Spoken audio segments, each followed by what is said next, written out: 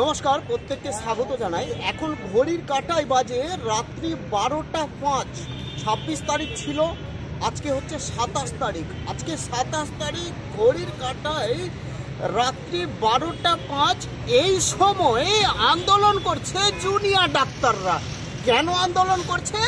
যে অভয়া, যে তিলোত্তমা, আমাদের বাড়ির বোনকে সেই 4th ফ্লোরে ধর্ষণ করা হয়েছে, সেই ধর্ষকরা এই মুহূর্তে বেল পেয়ে গেছে হাইকোর্টের নির্দেশে।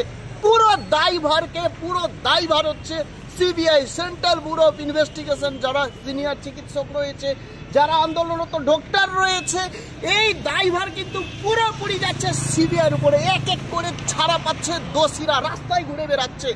আমার বাড়ির মহিলা, আপনার বাড়ির মহিলারা কি সুরক্ষিত? আপনারা রাত্রে ঘুমিয়ে আছেন। এই সময় আমি জানি রাত্রে আপনারা ঘুমিয়ে আছেন, কিন্তু আপনার বাড়ির মেয়ে যেদিন ধর্ষণ হবে সেই দিন কি আপনারা ঘুমিয়ে থাকতে পারবেন? এই যে দেখুন আগুন, এই যে আগুন দেখুন, এই আগুনটা হচ্ছে তিলোত্তমার বাবা মায়ের মনের আগুন। এই আগুন কবে নিতে আমাদের রাজ্য থেকে এবং সাহায্য করছে পুরোপুরিভাবে রাজ্যের বিভিন্ন উচ্চপদস্থ আধিকারিক। হ্যাঁ, সন্দীপ ঘোষ থেকে বিভিন্ন উচ্চপদস্থ আধিকারিক এই ধর্ষণ মামলার সঙ্গে যুক্ত। এবং তার সঙ্গে এই মুহূর্তে আমরা যেটা দেখতে পেলাম, যেটা সিনিয়র চিকিৎসক যারা এই মুহূর্তে আন্দোলন করছিল হাইকোর্টের নির্দেশে, এবং আরও অতিরিক্ত 5 দিন তার মেয়াদ বাড়ানো হয়েছে, অর্থাৎ 31 তারিখ পর্যন্ত এই আন্দোলন চলতে থাকবে। তারা বলছে, সেই সিনিয়র ডাক্তার বলছে যে এর সঙ্গে জড়িত থাকতে পারে CBI, central bureau of investigation, তদন্তকারী সংস্থা এই মামলার সঙ্গে, ধর্ষণ মামলার সঙ্গে যুক্ত থাকতে পারে। তারা যদি ঠিকঠাকভাবে এই মুহূর্তে তদন্ত করতো, তাহলে সেই সন্দীপ ঘোষ কিন্তু ছাড়া পেত না। সেই সন্দীপ ঘোষ ছাড়া পেত না, যার মূল আরোপি হচ্ছে সন্দীপ ঘোষ, মূল আতুর ঘর হচ্ছে সন্দীপ ঘোষ। জানি না কবে বিচার পাবে এই অভয়া, যে মেয়েটিকে ধর্ষণ করা হয়েছে, 4th ফ্লোরে ধর্ষণ করে হত্যা করা হয়েছে, সেই মেয়েটিকে বিচার পাবে। সেই আগুন দেখতে পাচ্ছেন, সেই আগুন হচ্ছে আমাদের মনের আগুন, সেই আগুন হচ্ছে তার পিতামাতার মনের আগুন। দেখুন রাত্রি 12টা 5 এই মুহূর্তে জুনিয়র চিকিৎসকরা পেশেন্ট ছেড়ে তারা ধর্মতলায় আন্দোলন করছে। প্রত্যেকের সঙ্গে থাকবেন। আরজিকর ধর্ষণ খুন মামলা নিয়ে এই মুহূর্তে আবার গোটা বিশ্ব তোলপাড়, রাজ্য রাজনীতি তোলপাড়, শহর কলকাতার রাস্তা জ্যাম হয়ে গেছে পুরো।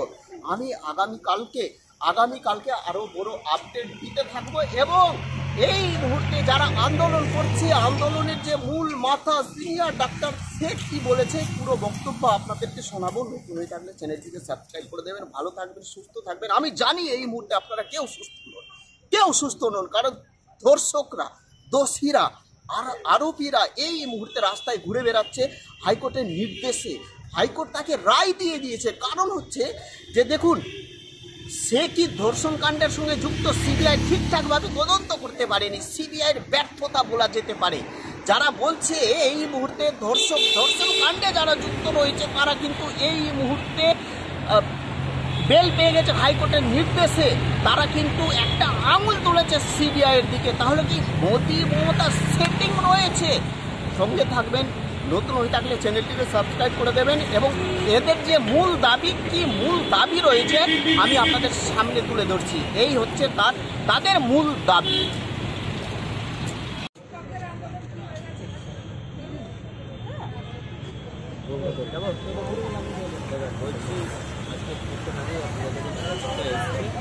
এরপরে আন্দোলনের চান্স কতটা বাড়ানো যাবে, তাহলে নির্দিষ্ট সময় পর্যন্ত বেঁধে দেওয়া হলো সময়সীমা বেঁধে কিংবা প্রতিবাদীদের সংখ্যা বেঁধে আমাদের আন্দোলনের চান্সকে কমানো বাড়ানো যাবে না। এটা তো রাজ্যবাসী দেখে আসে সাড়ে চার মাস ধরে। আমাদেরকে প্রথমে এখানে অর্ডার দেওয়া হয়েছিল যে আমরা 250 লোক অব্দি এখানে জমায়েত করতে পারবো। তারপরে হাইকোর্টে আমাদের রাজ্য সরকারের পক্ষ থেকে মুভ করা হয়, মিথ্যা কথা বলা হয় যে আমরা নাকি চলে ব্যাঘাত ঘটাচ্ছি। এবং তো সেটা কোর্ট রাজ্য সরকারের আবেদনকে খারিজ করে দেয়। কিন্তু আমাদের প্রতিবাদীদের সংখ্যা 250 থেকে কমিয়ে 100 করে দেওয়া হয়। এবারে এখানে 100 জন মানুষ থাকলেন ধর্ণা মঞ্চে, 100 জন চিকিৎসক থাকলেন, কিন্তু সেই চিকিৎসকদের বক্তব্য শুনতে যদি আরও মানুষ আসেন, তাদেরকে তো আটকানো আমাদের পক্ষে সম্ভব না বা প্রশাসনের পক্ষে সম্ভব না। আর এইভাবে মানে এই সময়সীমা বেঁধে দিয়ে আন্দোলনের ঝাঁজ কমবে বলে আমার মনে হয়। আজকে কি নির্দেশ এলো? এখন যে নির্দেশটা এসছে আমাদের এই 26 তারিখ অব্দি, আমাদের অ্যাকচুয়ালি 16 তারিখ আমরা একটা মেল করি ক্যালকাটা পুলিশের কমিশনারকে যে আমরা 17 তারিখ থেকে 26 তারিখ অব্দি টরিনা ক্রসিংয়ে অবস্থান করতে। তো পুলিশ থেকে আমাদেরকে জানানো হয় যে এখানে যেহেতু ফেস্টিভ সিজন, এখানে অবস্থান করলে যান চলাচলের ব্যাঘাত ঘটবে, তো সেটা এখানে করতে দেওয়া হবে না।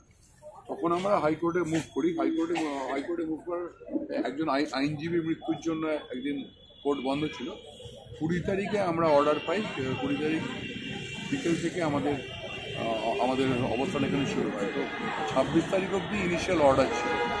তো আমরা এই অবস্থানটাকে, যেহেতু আমাদের দাবিগুলো মেটেনি, যে দুটো প্রধান দাবি, প্রথম দাবিটা হচ্ছে যে সিবিআই সাপ্লিমেন্টারি চার্জশিট জমা দিতে না পারার জন্য অভিজিৎ মণ্ডল এবং সন্দীপ ঘোষের বেল হয়ে গেছে। তো সিবিআই যদি সাপ্লিমেন্টারি চার্জশিট জমা দেয়।